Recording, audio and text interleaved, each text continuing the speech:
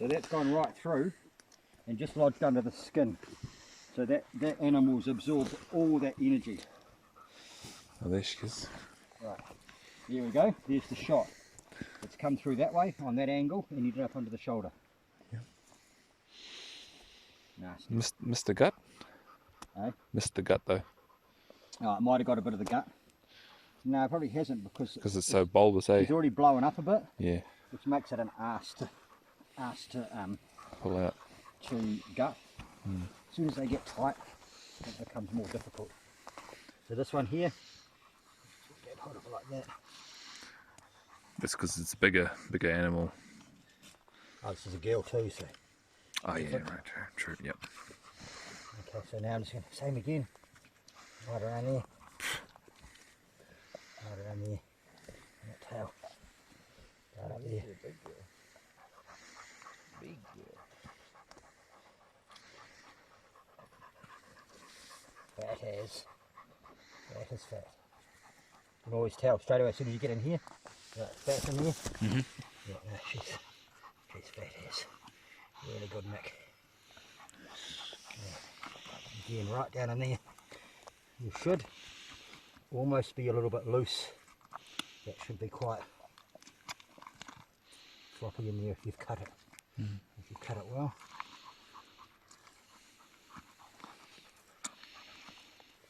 Okay, so you grab hold of an udder, pull the udder up, cut underneath the udder. Yep.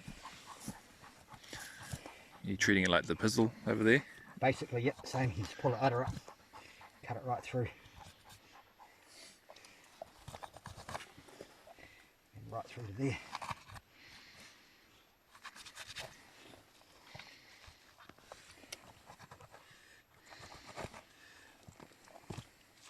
Not cold at all, is it? Fuck, I'm sweating like a...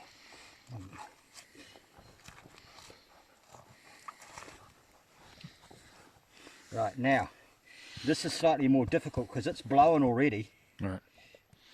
I haven't done the neck yet, but I'll just open that up. I want to get this done sooner Doesn't take long, eh?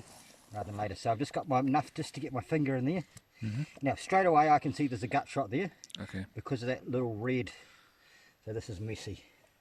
Now, in this one, I'm not even going to take the front legs off it because I know they're destroyed. I don't think there's any point at all. Okay. You can get one off it maybe, but Reading it out.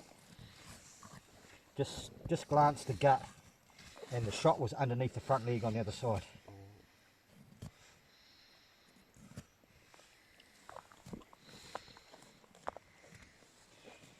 Okay, so see the bruising in the gut straight away? Yep. This here.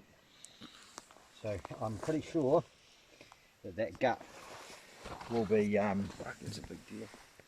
okay, yeah, so there's a puncture in the gut there. So it might have ruptured. Is it? Hard to say. It may have ruptured from the impact, from the hydraulic shock. Same again. Reach in there as far as you can. Grab that.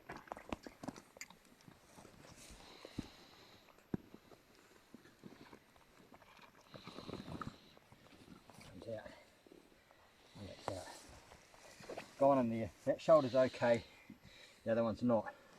So what I'm going to show you how to do now, this is what we do when we've only got so much of the animal we want to take with us. Yep. You can hold that leg for me. Hold that leg back there. Right. This flap of skin here.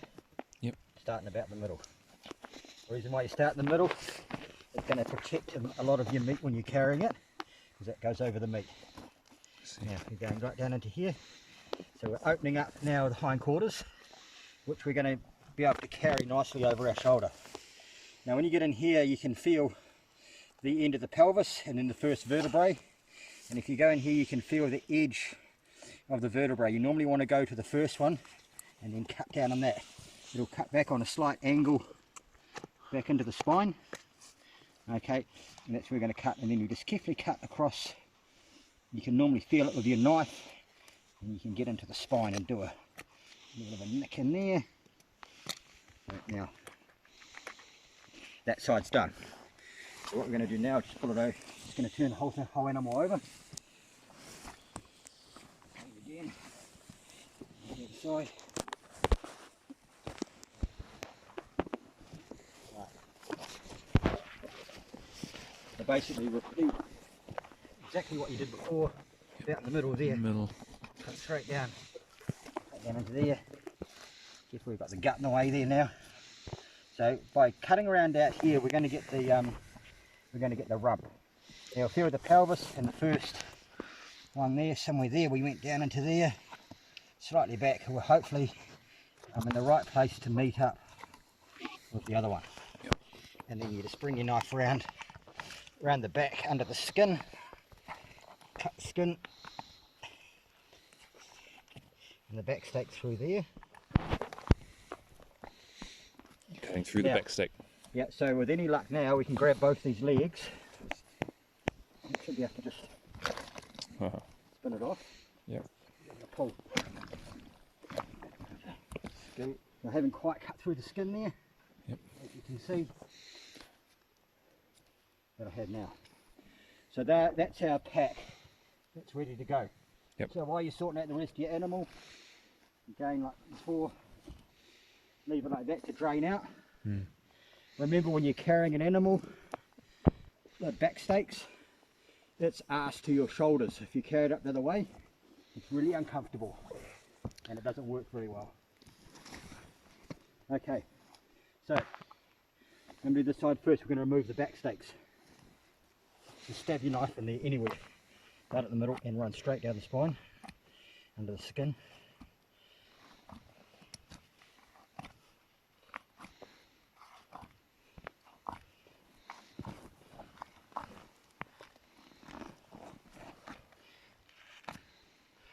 Now, I'm just going to cut that back, that there, to expose the back stake. You get the shoulder blade in here. If you go to cut in there, you'll get in under the shoulder blade and expose that. Now the bit we want there is this back stake, which is this long muscle under here. I'm sure you know what that's all about because you've just been eating it. Yep. Okay. You don't need this stuff on top. I see. If you do take the stuff on top, it pretty much just ends up getting Cut off, eh? Getting wasted when you cook it. So now I've pretty much opened up the back stake. And we can come along here, get a start our cut underneath it. We're cutting under the ribs. I like to cut that way with the ribs because my knife follows the ribs that way nicely. People do it all different ways. Some people tear it off. Everybody's got their own way.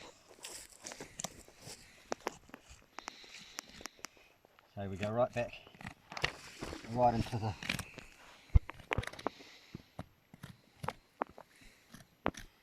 middle of the vertebrae there, and right up here to it. It's small at the front.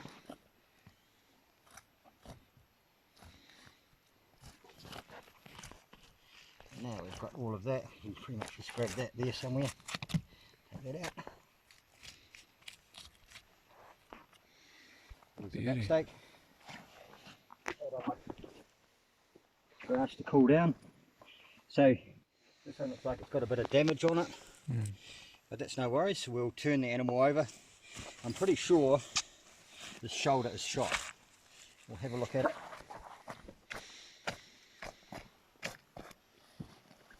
Did that bullet go in from the top and down? Shoulder shot. Where did I find the bullet? No, it's rolled along under the skin. Mean. Oh, that's alright. Alright, it's not damage up here though. Oh. No, okay.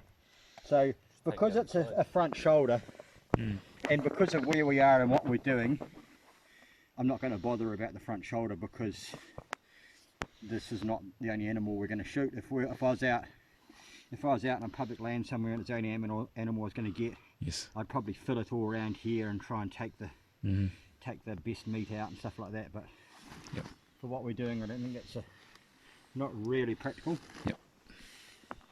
I'm just going to do this back stake on this side is going to be opposite to what I did the other side. So I've just cut down the back first. Now that shoulder blade's there, which is in the way. Just cut under that shoulder blade. I've just got that shoulder blade out of the way. There's a lot of shot under there as well. See that red? Yes. If you keep any of that red meat, it'll contaminate your other meat quick as. Right. Like it just, it just fucking blood meat, shot meat just destroys the good meat. So you better just chuck it. Okay. Is that because it's the bacteria, or I don't know. I suppose so. just taints? It does. It just taints it so quick, hey. Okay, so you see what I've done here? I've actually just done this completely opposite to what I've done the other side. Yep. Okay. It's a nice big steak though. Nice and dark.